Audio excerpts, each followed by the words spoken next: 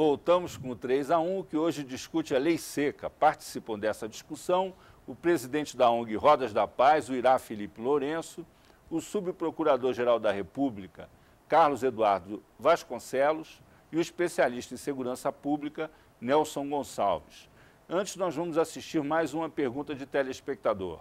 Eu gostaria de saber se os acidentes diminuíram depois da lei seca. E aí, Nelson, você que é um especialista em segurança houve reduções pública. importantes. Houve reduções importantes naqueles estados que investiram de maneira significativa no processo de educação, fiscalização e responsabilização, principalmente no segundo eixo, fiscalização.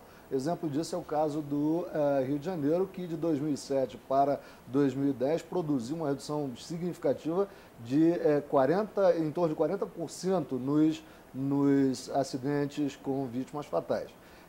Isso não é verdadeiro para todos os estados. Nós percebemos pelos últimos levantamentos que alguns estados parecem não ter investido como se esperava. Por exemplo? O caso da Bahia, Salvador. Você tem hoje, em 2010, um número de acidentes fatais no trânsito igualzinho a 2007. Né? Por outro lado... E aqui em Brasília? Aqui em Brasília nós tivemos reduções, sim. Agora, eu queria fazer um comentário disso. Saíram algumas matérias na mídia, dando conta de números brutos que indicavam não ter havido determinadas reduções. E aí, eu queria alertar para a leitura desses números. Eu tenho visto, de uma maneira muito, eu diria até leviana, o tratamento desses números em relação às mortes em acidentes de trânsito e também em relação às mortes de modo geral. Estão, em alguns casos, deixando de considerar variáveis importantes. O caso do DF é um caso emblemático. Foi dito que houve aumento das mortes em acidentes de trânsito no Distrito Federal. Isso não é verdade. Isso não é verdade por uma razão muito simples.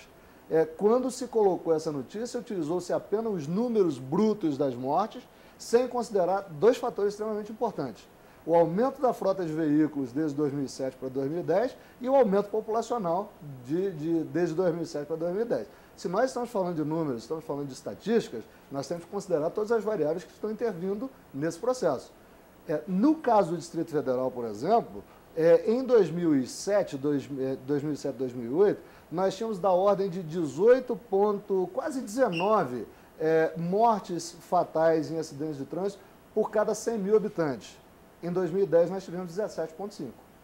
Portanto, houve uma redução, se você considerar as variáveis que devem ser consideradas. Então, é preciso ter cuidado no tratamento disso para dizer se houve aumento ou redução das mortes. Ainda que você possa perceber uma determinada mudança, um determinado aumento de um ano para outro, nós temos que considerar todas as variáveis que estão envolvidas para poder fazer a afirmação se houve de fato ou não. Você acha que essa mudança relativa foi significativa, aqui em Brasília? Nesse ponto eu tenho que discordar, justamente porque não é só a lei seca, não é questão do álcool. É toda uma política urbana que é apenas voltada ao automóvel, à questão da fluidez motorizada, excesso de velocidade, ampliação de vias, quer dizer, todo esse contexto que é só para automóvel. Então, a gente teve, por exemplo, a ampliação da IPTG, que o governo chamou de linha verde, que de verde não tem nada, não tem o corredor de ônibus que foi prometido, não tem a ciclovia que também foi prometida, não tem calçada. Então, isso se reflete nos números. Em 10 anos aqui no DF, a gente teve 2.000 pedestres e ciclistas mortos. Quer dizer, uma verdadeira guerra urbana. Isso sem considerar aqui, os motoristas. por exemplo, é uma coisa meio surreal, né? Você tem um eixo monumental e tem um eixão.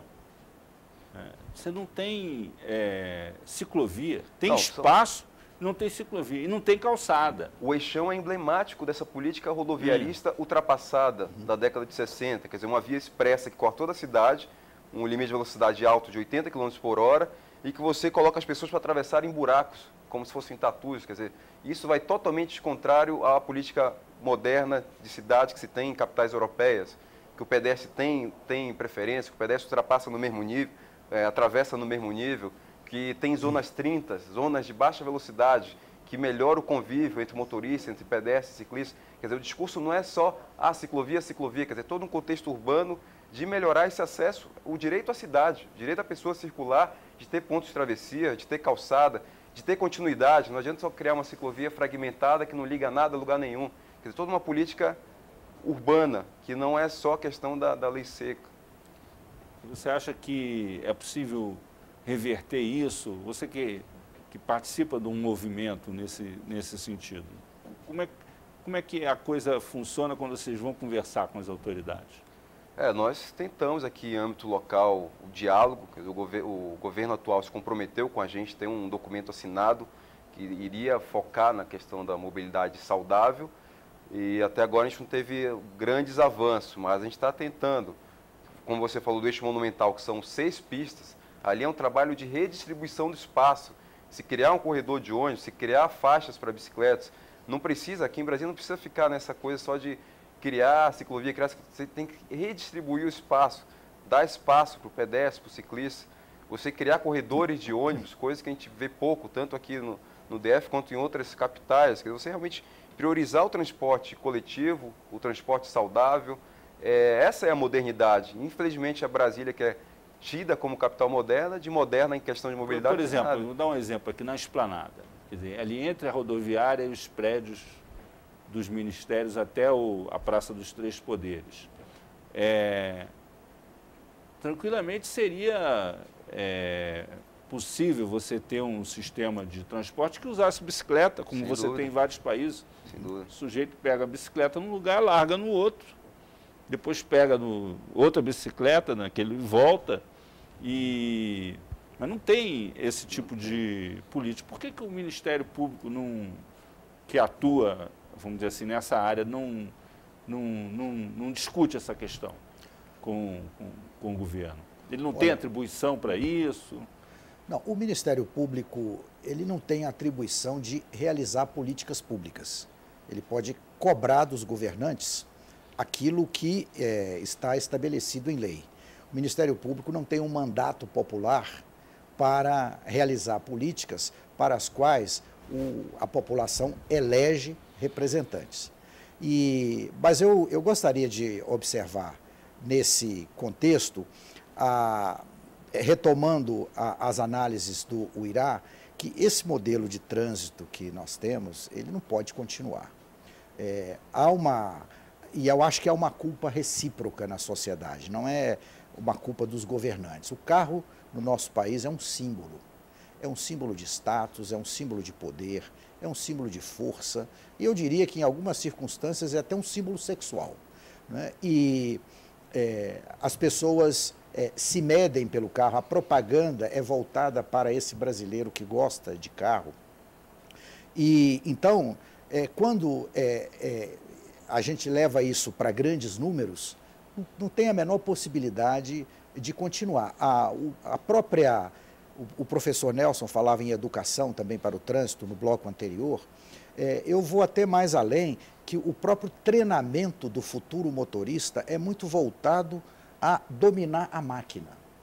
Ou seja, entender o carro, saber passar a marcha. Não há uma educação para mostrar que o carro ele é um instrumento útil, é uma descoberta da humanidade, mas que ele é uma arma também, e uma arma muito perigosa, uma arma que pode colocar em xeque toda a vida em comunidade.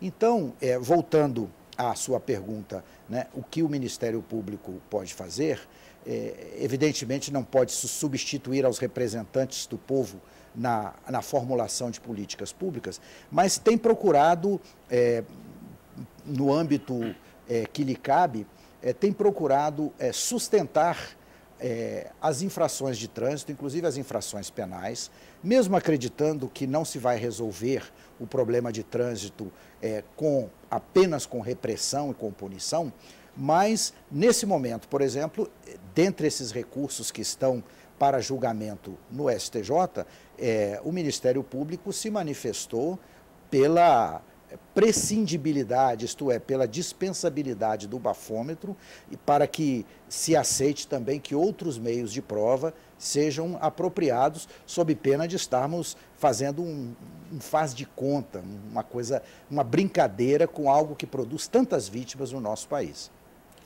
Não ficamos um pouco enxugando gelo, não, se não mudar esse modelo de transporte? Assim, porque é uma coisa que se fala, mas não se faz nada. Né? O transporte coletivo é muito ruim. Ele não é um transporte de massa adequado. Os investimentos, por exemplo, em metrô, são investimentos pequenos em relação às necessidades. As obras se arrastam. A nossa rede de metrô nas cidades é muito pequena perto de outros países, né? E fica se correndo atrás de um... Porque você tem um problema de escala.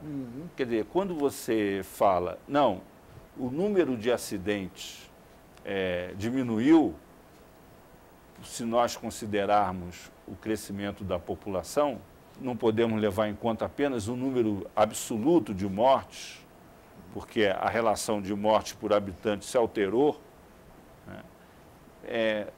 De certa maneira, você não está se tornando escravo da lógica do transporte individual. Queria levantar de novo a seguinte lebre. Primeiro, o Brasil... Eu estou dando um advogado do diabo aqui, porque a gente precisa criar uma polêmica com relação... Você tem razão, mas é preciso ter em conta algumas coisas. Em primeiro lugar, políticas públicas são feitas a partir de constatações. Então, na verdade, é o seguinte, nós temos historicamente sempre usado estatísticas, eu não sou defensor, veja bem, essa relação que eu coloquei, é preciso ter cuidado quando a gente trata dela. A preocupação é a seguinte, nós precisamos saber com a máxima precisão possível qual é o fenômeno. Para, a partir daí, produzir políticas públicas que sejam favoráveis à sua redução. É evidente que não há nada que impeça ou devesse impedir que aumentasse a população, né, e o número de veículos reduzisse. Pelo contrário, isso é desejável. Eu diria que isso é desejável. Acontece que os números que eu coloquei são constatações. Nós temos que tomar cuidado, e eu quero insistir nisso, na utilização das estatísticas de forma banal. A gente simplesmente aumentou ou diminuiu com uma facilidade enorme. O problema é que é preciso saber se o fenômeno de fato aumentou ou se de fato diminuiu para que a gente possa tomar as providências cabíveis. Isso é uma coisa. Outra coisa é que a qualidade das políticas públicas em termos de transporte público no Brasil é das piores, isso é inegável.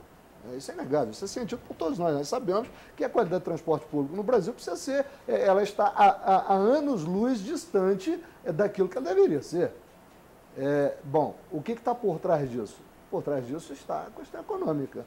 O que é mais vantajoso? Você produzir transportes públicos ou introduzir no país cada vez mais fábricas de veículos acessíveis a 180 milhões de brasileiros e aumentando.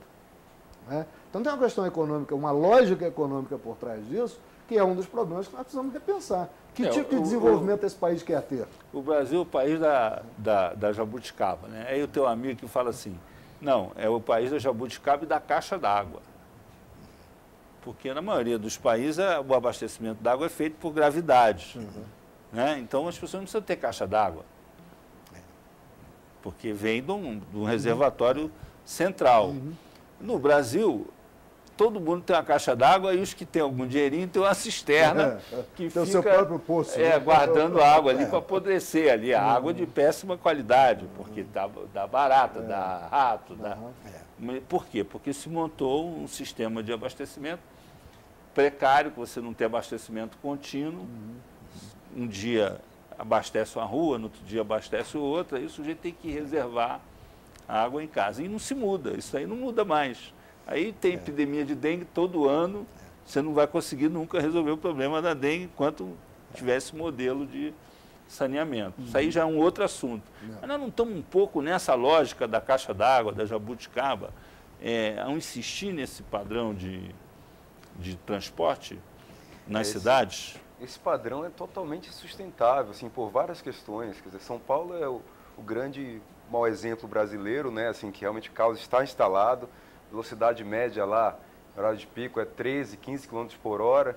Quer dizer, se mostra que essa frota automotiva simplesmente não cabe, não adianta ampliar a via, ampliar estacionamento, que isso vai ser um incentivo a mais motoristas, para as pessoas usarem carro, isso logo vai saturar. Então, assim, o grande lance é reverter isso. Quer dizer, você, em cidades exemplos, na Europa, se retira o estacionamento para carros, Se investe no transporte coletivo, tem prédios comerciais novos na Europa que simplesmente se exige que não tenha estacionamento para a pessoa ser obrigada a usar o transporte coletivo.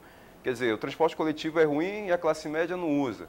Quer dizer, aí a classe média foge para o carro, quando o pensamento deveria ser o contrário. Quer dizer, forçar, digamos assim, a classe média a usar o transporte coletivo para essa classe média formadora de opinião justamente passar a usar e incentivar a melhoria do sistema e não simplesmente drenar, fazer essa fuga para o transporte para o automóvel e incentivar o caos. Quer dizer, a gente tem 40 mil mortes por ano, 800 mil feridos, mais 150 mil com sequelas irreversíveis, gastos em hospitais, gastos em produtividade, uma série de fatores negativos associados a esse transporte por automóvel. Então, assim, tem que se reverter, isso é imperativo. Se não for daqui a 5 anos, vai ser daqui a 10, quando todas as cidades estiverem paradas, poluídas. Então, para encerrar o programa, nós vamos fazer uma última rodada aí, a partir de mais uma pergunta de telespectador. E minha pergunta é, o que mudou com a lei seca? Bom, eu acho que nessa nossa discussão já foi mostrado pelos nossos companheiros que houve mudanças, embora não o que a gente desejaria, mas mudanças significativas. E apesar desses números que o Irá acaba de apresentar, que são números de um conflito armado, né? Números de vítimas de um conflito armado, eu ainda insisto em não ser pessimista. Eu até prefiro a expressão que tanto usamos aqui hoje, enxugar gelo, eu prefiro uma outra parecida, que é o otimismo da vontade e o pessimismo da razão. Eu acho que as coisas estão mudando, tendem a mudar. Também não se acreditava que o brasileiro ia usar cinto de segurança. E essa lei foi tentada várias vezes. Finalmente ela pegou, pelo menos no banco da frente. E eu acho que a inserção internacional do Brasil, que tem acontecido nos últimos anos, uma maior presença tanto do Brasil na comunidade internacional como de investimentos estrangeiros no Brasil, isso vai motivar também a uma certa modernização do nosso cotidiano. E é assim que eu vejo isso nesse momento. Concorda, Nelson?